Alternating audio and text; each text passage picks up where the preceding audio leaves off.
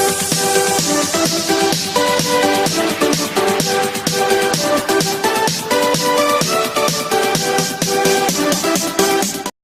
साथियों, एक बार फिर आप सभी का स्वागत है मेरे YouTube चैनल विनोद चेजारा पर। साथियों, जैसा कि आप जानते हैं, अभी हाल ही में राज्य बीमा एवं प्रावधान निधि विभाग ने एक आदेश जारी किया है, जिसके तहत सभी कार्मिकों को अपने SI व GPF के जो डेटा है वो अपनी SSO ID से SIPF आइकन के द्वारा अपडेट करनी है। इसमें कौन कौन से डेटा हमें अपडेट करने हैं, आज के इस वीडियो में हम पूरी प्रोसेस जानेंगे। सबसे पहले हम वो आदेश देख लेते हैं। साथियों, ये वो आदेश है जो निदेशालय राज्य बीमा एवं प्रावधान निधि विभाग ने 6 सितंबर 2022 को जारी किया है, जिसमें यह बताया है कि राज्य बीमा रिकॉर्ड बुक और GPF पासबुक मई पद स्थापन विवरण SIPF पोर्टल पर अपलोड कराने के संबंध में, यानी कि SI की आपकी जो पासबुक है और GPF की जो पासबुक है वो दोनों, और इसके साथ साथ आपका पोस्टिंग का जो विवरण है वो SIPF पोर्टल पर अपडेट करना है।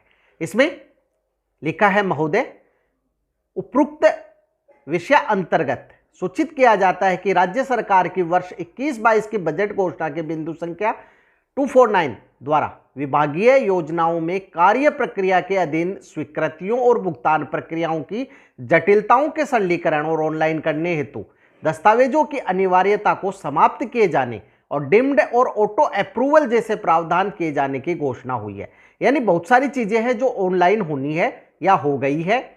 तो इसके लिए इसकी अनुपालना में वर्तमान में जो सेवारत राज्य कर्मचारी हैं उनकी GPF और बीमा रिकॉर्ड की स्कैनिंग करके SIPF पोर्टल पर अपलोड करना है, जिसमें GPF योजना की प्रथम कटौती से अद्यावधि कटौतियों और राज्य बीमा में अब तक जारी बीमा अनुबंधों को पूर्ण सत्यापन कर SIPF पोर्टल पर फ्रीज करने का कार्य एक अभियान के रूप में सभी जिला कार्यालय में 30 सितंबर तक चलाया गया है। उक्त अभियान में SIPF पोर्टल पर सभी राज्य कार्मिकों को राज्य बीमा और GPF खातों को पूर्ण करने हेतु विभाग के द्वारा राज्य बीमा रिकॉर्ड बुक और GPF पासबुक में पद स्थापन विवरण SIPF पोर्टल पर अपलोड कराने हेतु संबंधित आहरण वितरण अधिकारी और कर्मचारी को व्यक्ति से दूरभाष द्वारा, SMS द्वारा या प्रेस नोट के द्वारा सूचित किए जाने के उपरांत भी आशानुरूप इसमें प्रगति नहीं हुई है, जिससे कि अभियान को गति नहीं मिल पा रही है। उल्लेखनीय है कि SIPF पोर्टल के नवीन वर्जन में एम्प्लॉय डैशबोर्ड में अपडेट ई-बैग यूटिलिटी में कर्मचारी स्वयं अपनी राज्य बीमा और GPF की पासबुक अपलोड कर सकते हैं, और इसमें किसी भी प्रकार की कोई तकनीकी समस्या हो तो जिला कार्यालय से संपर्क किया जा सकता है। अतः आपसे अनुरोध है कि आपके अधीन समस्त आहरण वितरण अधिकारियों को आपके स्तर से निर्देशित करावें कि ऐसे राज्य कर्मचारी जिनके राज्य बीमा GPF रिकॉर्ड SIPF पोर्टल पर अपूर्ण या विसंगतिपूर्ण है, अभी तक राज्य बीमा सत्यापित रिकॉर्ड बुक GPF सत्यापित पासबुक अपलोड नहीं हुई है, तो 15 सितंबर 2022 तक संलग्न प्रारूप के अनुसार पद स्थापन विवरण SIPF पोर्टल पर अपलोड करावें, ताकि समस्त राज्य कर्मचारियों के राज्य बीमा और GPF के खाते पूर्ण किए जा सकें और पेपरलेस जो सेवाएं हैं वो प्रदान की जा सके। तो यहाँ साथियों, सभी विभागों के सभी कर्मचारियों को ये कार्य करना है। इसके साथ जो एनेक्जर 1 है, परिशिष्ट 1 है, जो राज्य कर्मचारी पद स्थापन विवरण है, ये भी दिया गया है, जिसे आप भर लें। यहाँ आपको कर्मचारी का नाम, यानी आपका नाम, पिता का नाम, पद, आपका जिस विभाग में आप कार्यरत है विभाग, एम्प्लॉय ID, राज्य बीमा की पॉलिसी संख्या या GPF की पॉलिसी संख्या, दोनों में आपको अलग अलग करना है। यहाँ पद स्थापन की अवधि, यानी पोस्टिंग प्लेस, कब से कब तक आप कहाँ रहे, आपकी स्कूल का नाम या पद जो ऑफिस है उसका नाम, फिर आगे कहाँ से कहाँ तक किस जो विभाग में या पद पर आप रहे, नीचे आपको आपके हस्ताक्षर, मोबाइल नंबर सहित करने हैं। तो ये बात की हमने आदेश की। अब हम चलते हैं SIPF या जो single sign on SSO ID है और उसे लॉगिन करते हैं। यहां हमने SSO ID को लॉगिन कर लिया है। अब हमें जाना है SIPF के न्यू आइकन पर। यहां हमें क्लिक करना है जिससे कि SIPF पोर्टल है वो ओपन हो जाएगा।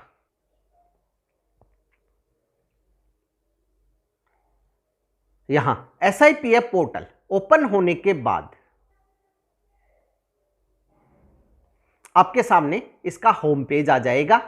होम पेज पर आपको नीचे छोटे छोटे आइकन मिलेंगे। यहां ऊपर आपको आपका जो विवरण है वो मिल जाएगा।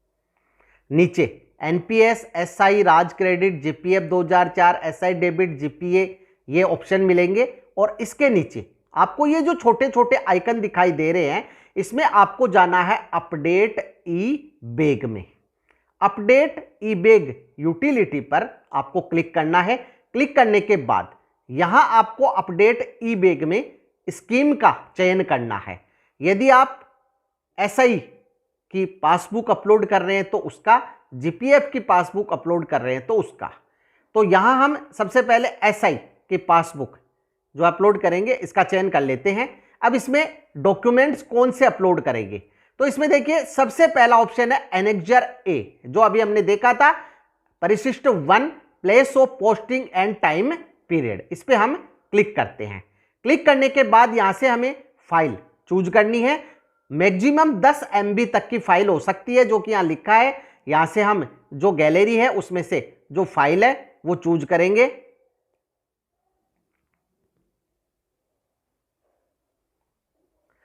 यहां हम जो पद स्थापन विवरण है उसे सेलेक्ट करेंगे और डन करेंगे। तो अब ये फाइल है वो अपलोड हो गई है और यहां सेव पर क्लिक कर देते हैं। तो सेव पे क्लिक करने के बाद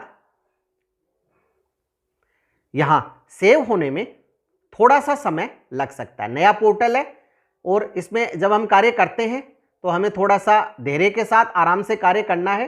कोई भी हम डॉक्यूमेंट सेव करते हैं तो अपलोड होने में थोड़ा समय लगता है। सक्सेस डाटा सेव सक्सेसफुली, इसे ओके कर देंगे और नीचे आप अपना डॉक्यूमेंट्स देख पाएंगे। और यहां जो है ई वॉलेट में भी हम इसे देख सकते हैं। अब हम दोबारा से स्कीम चयन करेंगे SI की। इसके बाद यहां जो additional ledger first, additional ledger second, यदि आपकी सेवा बहुत ज़्यादा हो गई है, आपने लेजर पतली बना ली थी, अब आपके पास 2 लेजर है, तो आप अलग अलग अपलोड कर सकते हैं। यहां अगला ऑप्शन है बीमा रिकॉर्ड बुक। तो यहां साथियों जो बीमा रिकॉर्ड बुक है SI की, जो हमने डायरी बना रखी है, यहां हम बीमा रिकॉर्ड बुक पे क्लिक करेंगे। इसमें एक ऑप्शन और भी दिया गया है लेजर का। आप लेजर वाले ऑप्शन में भी अपलोड कर सकते हैं। हम बीमा रिकॉर्ड बुक का चुनाव कर लेते हैं।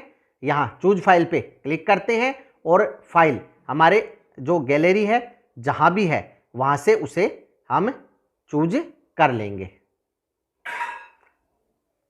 यहां जो बीमा रिकॉर्ड बुक है उसका चयन कर लेते हैं और इसे भी सेव कर देते हैं। तो साथियों यहां लगभग 1 मिनट का समय लग गया। गोल गोल घेरा घूम रहा था और उसके बाद जो है डाटा सेव सक्सेसफुली हो गए हैं और ये भी हम नीचे देख सकते हैं। अब यहां आपको थोड़ा सा धैर्य रखना है, जब तक अपलोड नहीं हो बीच में आप कोई बटन नहीं दबाएं। इसके बाद हम वापस SI का चयन करते हैं और सेलेक्टेड डॉक्यूमेंट में हम SI का बॉन्ड जो है पॉलिसी बॉन्ड या SI बॉन्ड, इस पर क्लिक करेंगे और चूज फाइल में जो SI का बॉन्ड है उसको चूज करेंगे और अपलोड करेंगे। तो जहां भी हमारे पास गैलरी में है वहां से हम इसे ले लेंगे और अपलोड कर देंगे। अब सेव पर क्लिक करते हैं।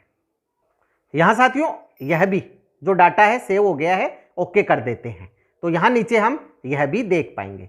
अब साथियों जो कार्मिक 2004 के बाद लगे हैं उनके NPS है, तो NPS में इसमें जो डाटा है वो हमें अपलोड जो है, यहां NPS का भी जो ऑप्शन है वो आ रहा है।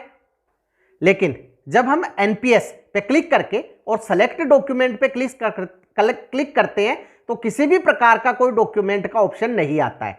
तो इसलिए हमें केवल इस अपडेट ई बेग में GPF और एसआई दो ही डॉक्यूमेंट्स अपलोड करने हैं, जो कि बीमा, राज्य बीमा है और प्रावधायी जीपीएफ जनरल प्रोविडेंट फंड है।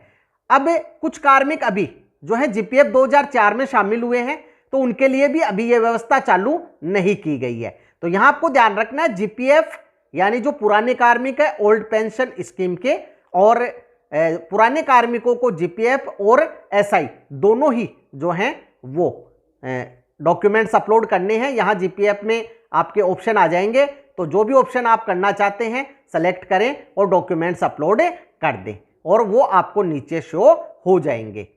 तो इस प्रकार से साथियों आप अपने जीपीएफ और एसआई के डेटा को अपडेट कर दें 30 सितंबर से पहले। डॉक्यूमेंट्स कैसे अपलोड करें इसके बारे में मैंने आपको बता दिया है वीडियो में। यदि फिर भी आपके कोई समस्या आती है तो ये कुछ हद तक साइट प्रॉब्लम हो सकती है, तो आप दोबारा ट्राई करें। फिर भी यदि नहीं हो तो वीडियो के कमेंट बॉक्स में कमेंट अवश्य करें। वीडियो आपको अच्छा लगे तो लाइक करें, शेयर करें, सब्सक्राइब करें और बेल आइकॉन को टिक करें ताकि नई वीडियो के जो नोटिफिकेशन है वो आपको तुरंत मिल सके। इसी के साथ आप सभी का बहुत बहुत धन्यवाद और मिलेंगे अगले वीडियो में।